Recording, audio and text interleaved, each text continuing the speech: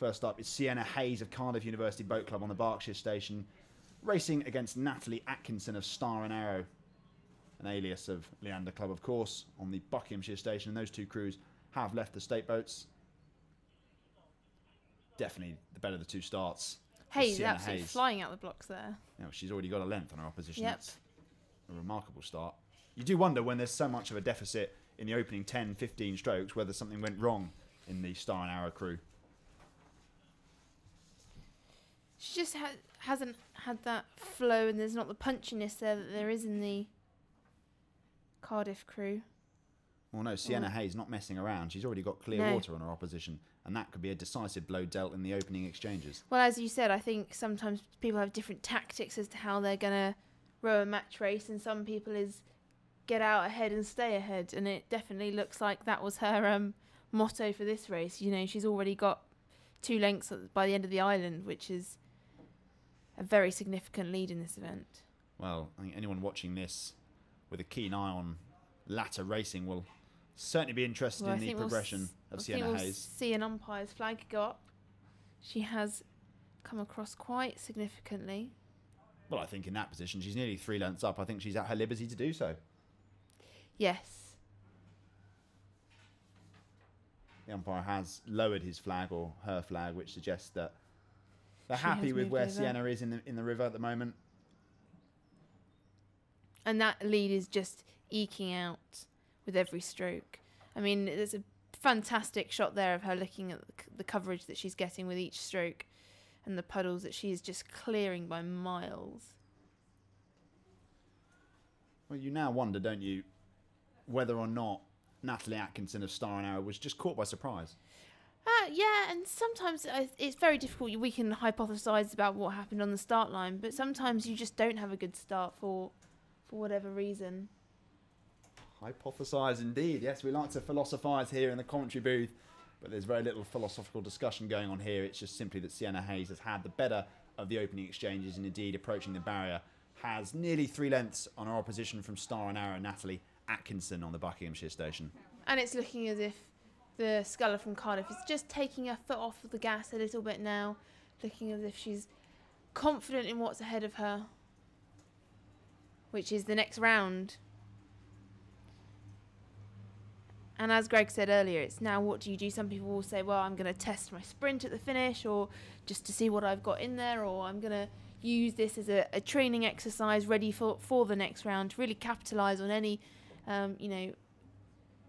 experience they can gain throughout the regatta to help them in future rounds and also future regattas. It's brilliant as well to see how many competitors have come back again. Either they've gone up in categories or changed the boat that they're rowing in, and I think that's a testament to the event that women want to come back and try again and expand their experiences beyond necessarily what their initial boat class or experience level was. Well, this is one lonely furrow to plough for Natalie Atkinson of Star and Arrow. She has been completely dropped off the start, and as they approach the halfway mark in this race 118 heat of the aspirational singles, it is a reasonably clear and decisive margin for Sienna Hayes of Cardiff University Boat Club. I think it would take something inhuman for Natalie Atkinson to come back now. But we've just switched over to race 119, and I heard an intake of breath, a sharp intake of breath there from you, Joe. What did you see off the start? Isle of Ely just caught her bowside blade ever so slightly, almost came to a grinding halt and had to almost do a second start there. So the Brooks sculler was able to really capitalise on that and went from kind of a length down off of the start to almost level again as a result of that little mishap from the Isle of Ely. So I think it's all to play for now, and that's a big confidence changer when that sort of thing happens so close to the start and you've had the race that you've wanted, to get back in the mindset of this is what I went out to do and this is how I'm going to achieve it. It can be really, really challenging, and it potentially looks as if the Brooks sculler has capitalised on that. Well, this is Imogen Mercer, or Imogen Magna rather, of the Isle of Ely Rowing Club on the Berkshire Station, and Beth Wilfrid Dutton on the Buckinghamshire Station. And at this stage, it looks like a pretty well-matched race. I think just looking at the two scullers, it certainly seems to me that the sculler from Brooks, Beth, has had the more composed, certainly the more relaxed style, and maybe the more effective of the two starts. But actually, as they make their way past the quarter-mile mark, nothing to choose between them.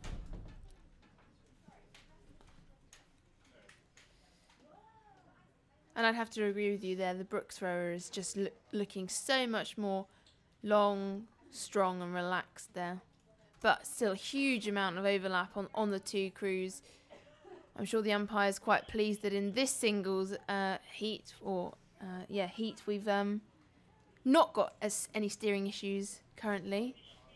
The two women probably being about as far apart as you can be on this course right now. Yeah, staying their lines very well, and a beautifully balanced race as they come up towards the barrier. Imogen Magner of the Isle of Ely and Beth Wilfred Dutton of Oxford Brookes University, their B sculler in this event.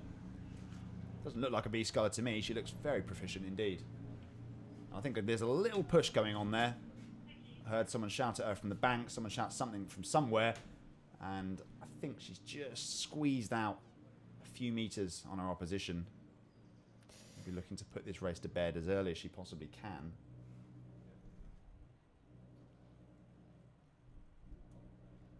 At the moment, still finely balanced, and we'll keep an eye on that as they make their way down the course, because race 1-2-0 has begun.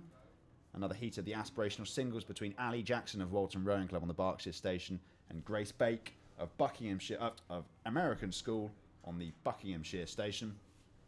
American School in London, of course, technically a junior category filler, but racing up to club level here. And it looks like at the moment the sculler from the American School, Grace Bake, has had by far and away the better of the two starts. In fact, she looks like she's already got a length on her opposition. Looking ever so relaxed as well as she comes past Temple Island. Do keep your eyes on the top right-hand corner of your picture, the closing stages of the contest between the Isle of Ely and Oxford Brookes, Imogen Magner and Beth Wilfred Dutton. Shaping up to be quite a finish by the looks of it. Yeah, that race has by no means run its course. Absolutely not. Still very much hanging in the balance. Whereas in the early stages of race 1-2-0, Grace Bake has established dominance, I think. As you said earlier, the race can be over almost before it's begun. If you come out of Temple, out the other end of the Temple Island with more than a length on your opponent, you know, you really have set up a huge battle for them to come back from that sort of distance now. Has been done though. Yep, it's not unheard of, not at all, but I think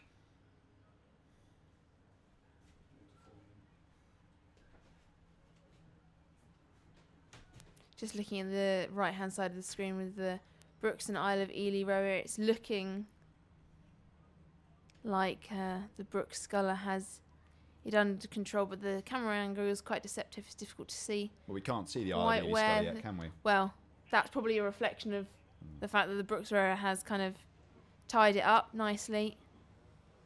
Yeah, we saw her make that move around the barrier mark, and perhaps that was the precursor to her really taking control of this race, taking it by the scruff of the neck, and barring any late disasters, I think she is going to run out as winner of this. Race 1-2-0 just passing our commentary booth, and Grace Bake of the American School in London with a margin of control over Ali Jackson of Walton Rowing Club. She's got clear water. She comes swinging past the barrier on a beautiful Saturday morning at the Henley Women's Regatta. That view down the course there, Joe, with the church in the background and the booms demarcating the course. There isn't anywhere quite like Henley, in my opinion. One of the most beautiful sights a rowing keen eye can see. Such an iconic view now, both from Temple Island and as we're looking up towards the Leander and into the city. I think most people in the rowing world would be able to identify either view pretty easily at this point. Yeah, I'd have to agree with you, Anna. If Grace Bake takes a moment from dominating this race to look over her shoulder, I'm sure she'll be pleased to see that she's heading with some composure towards the finish line in control. So we'll move back to the start for race 121, the final batch of the aspirational singles. It's Grosvenor Rowing Club Chester, Maddie Archer on the Berkshire station, and Norwich Rowing Club Sam Redgrave, no relation of Sir Steve, I don't believe, on the Buckinghamshire station. So let's see how this one unfolds. I think that's quite an unfortunate surname to have in the rowing world. Well, people automatically assume that you are a relation of Yes. Sir Steve, and quite often you're not. And you're not. He does have a daughter, Sophie Redgrave, who rowed at Oxford. But I don't think she's I quite believe she won a boat race at Henley. She did. She's not going to emulate her dad's achievements, though, I don't think, in the rowing world. No. Just watching this 121, race 121, aspirational singles, Grosvenor and Norwich making their way down the course, and a reasonably well-balanced race in the early exchanges. It's quite confusing because they're both in yellow and green kit, but just to illuminate this one for you, on the right-hand side of your picture is Maddie Archer of Grosvenor Rowing Club Chester, and on the left-hand side of your picture, it's Sam Redgrave of Norwich Rowing Club. And if you look at that... It's looking a very close match contest again, isn't it? Well, I couldn't really call a winner, or call a leader even. Just coming up to, or just past 11 o'clock on a stunning Saturday morning. We're enjoying the aspirational singles at the moment, just watching Grace Bake on the top right-hand side of your picture, cruising down the course. She established a dominant margin of control over her contest quite early on. Left Ali Jackson of Walton Rowing Club somewhat floundering. But the more engaging contest is certainly race 121, isn't it, Joe? Oh, absolutely. And the two scullers really looking like they're completely within their own rhythm at the moment. And, I mean, look, it's almost stroke for stroke now. We're going... And as you said earlier, at this point, when you are going stroke for stroke with the sculler next to you, it's when do you make the move? Do I just hold them until they make the move and then counter it, or do I make the move first? And it becomes, to some extent, a bit of a game of chicken as to who can wait the longest before they put their push in. But it's looking like Norwich Rowing Club has just put in their push, just eked it out by, I mean, we're talking inches almost rather than feet there, but there's a distinct, if I would suggest that was a push that she did put in. Well, I have to be honest with you, from my perspective, whenever I used to race a single, it wasn't so much a case of a concerted effort to put in a push here, there and everywhere. I was just pulling bloody hard and hoping the person next to me died, essentially. And if they didn't, then they'd pretty much win the race. We often talk about tactics and how rowers think through, but quite often I always think a sculler is just pulling as hard as she or he can and hoping for the best. But hoping for the best. I actually tend to agree with you there in a single. I think, you know, having said that, probably as when I moved from coxing to rowing, I coxed myself through a race, and it's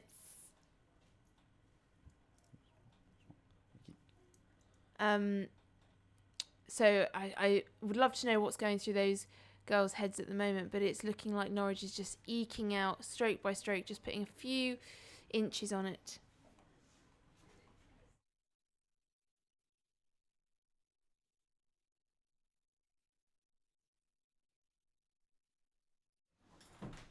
So we will keep a very close eye on race 121, the contest between Grosvenor, Maddie Archer and Sam Redgrave of Norwich Rowing Club. But race 122 has got underway. Bremer Rudeverden on the Berkshire station, in the Aspirational Quads and Warwick Boat Club on the Buckinghamshire station. And in the early exchanges, it looks like the crew from Germany, Bremer Rudeverden, that's probably terrible pronunciation, but I think they've established a margin of control over this race. Well, we really need the voice of rowing, don't we, to give out all these different language issues. I don't think you and I, Tom, are really up to it. Where's Robert Trahan-Jones when you need him? I'll tell you what we are up to, though, Greg, calling this race. The Germans have completely left Warwick behind. What a remarkable opening 400 metres. Don't they look a smart crew? Very, very athletic crew. Punchy, in at the catch, lots of water being thrown by the blades. I'm afraid Warwick are being very much outclassed, Tom, Absolutely. in this.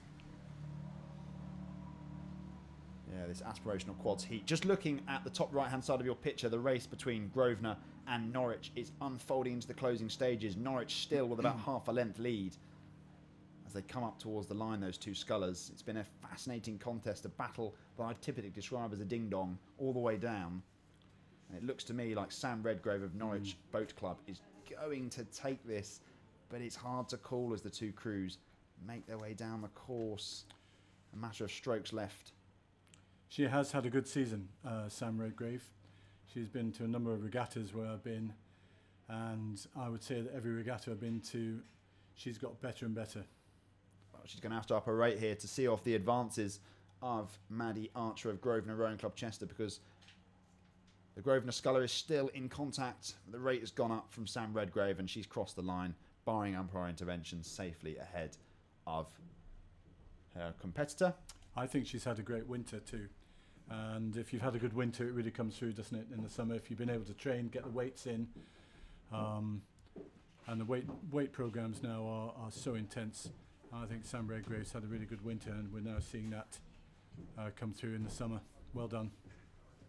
Yeah, we'll perhaps return to race 1-2-2, the heat of the aspirational quads, or in race 1-2-3,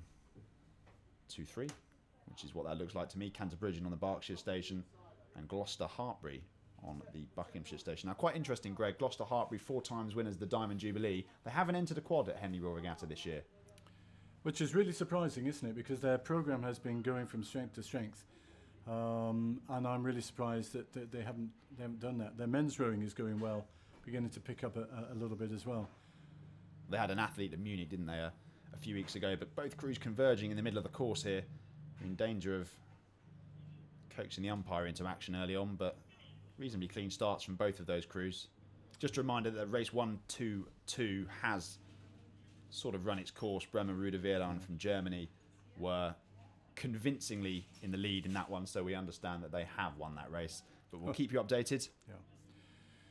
So remember, there's no coxes in these boats, and it looks that on the right-hand side there, the quad of Canterbridgian there, the bow athlete is steering. She's had a look around just to have a look, and they're quite close still, Tom, actually.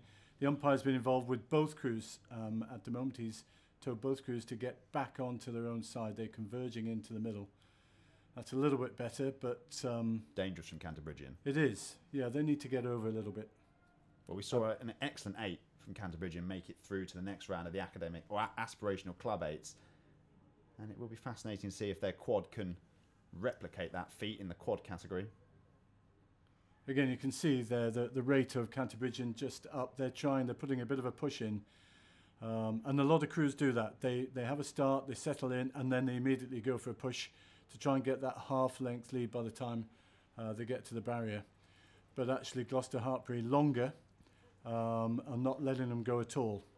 And that might be a bit of an issue for Canterbridgian in the middle stages, because I think Gloucester Hartbury are now, with that long, languid stroke, are beginning to eat inch by inch into this lead.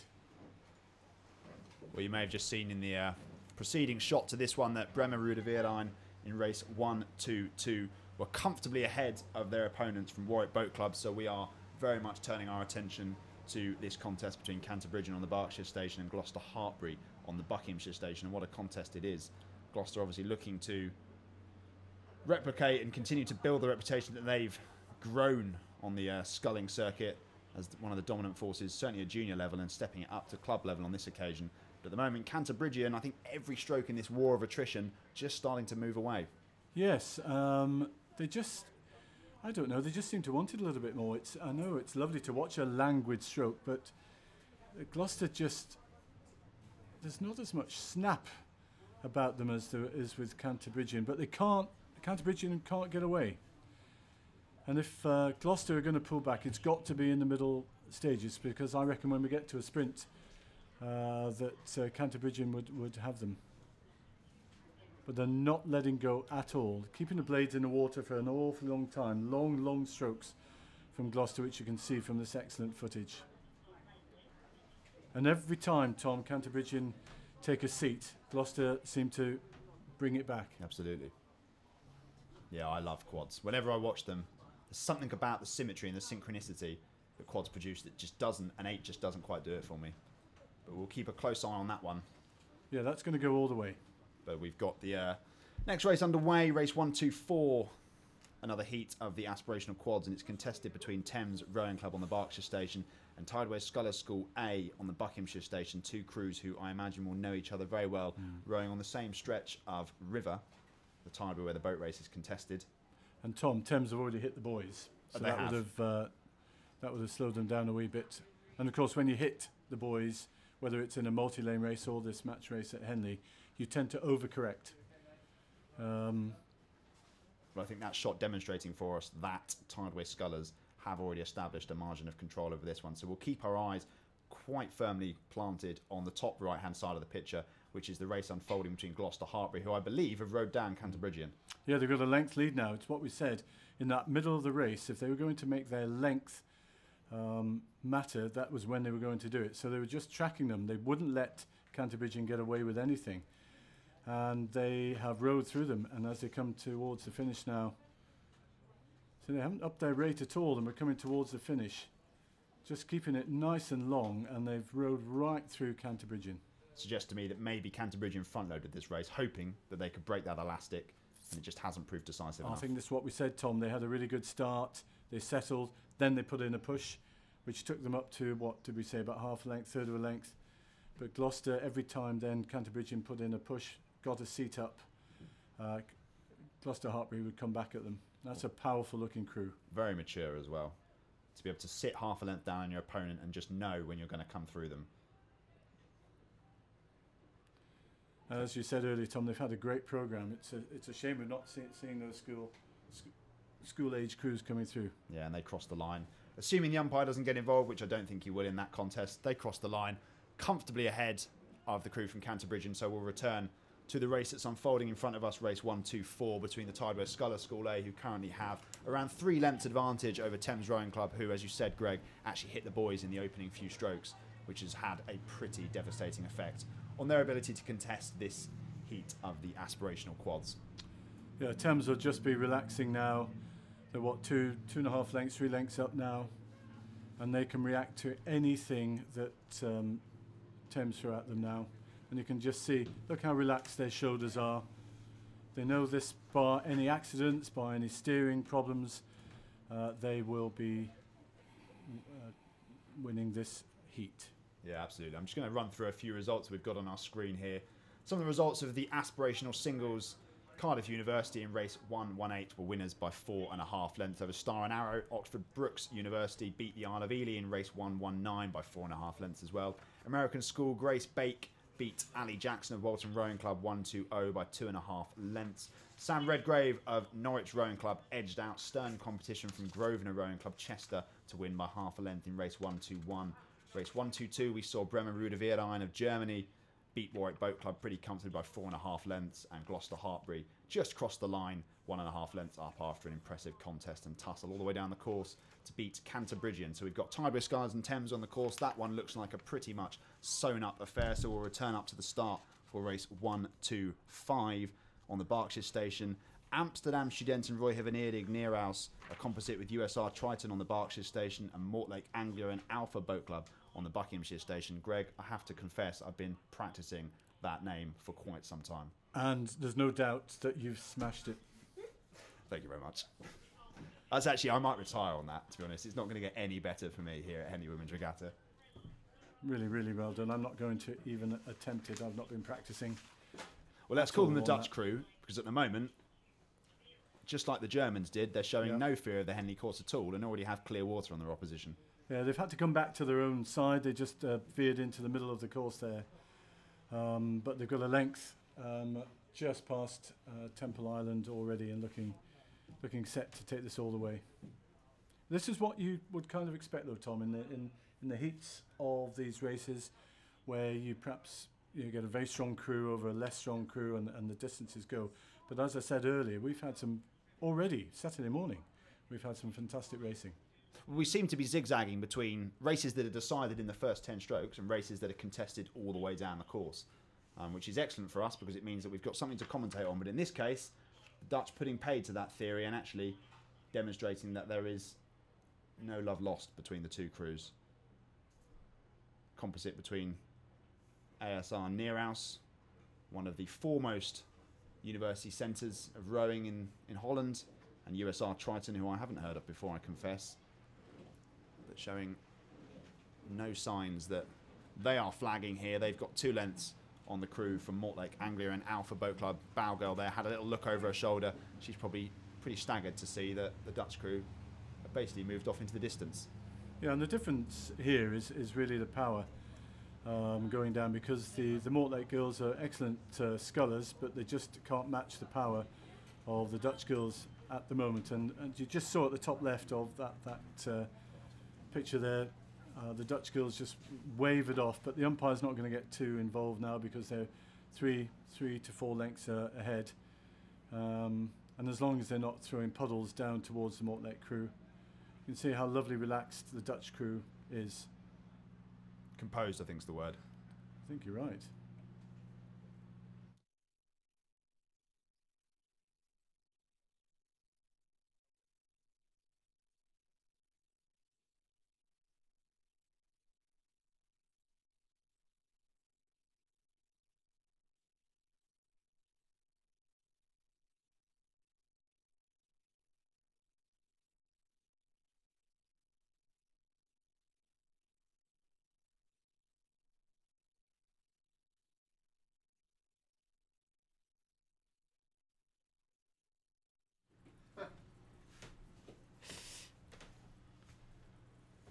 So we're looking at the race that's unfolding. We can see that in that quad race, it's the Dutch crew that really have eked out a huge advantage now.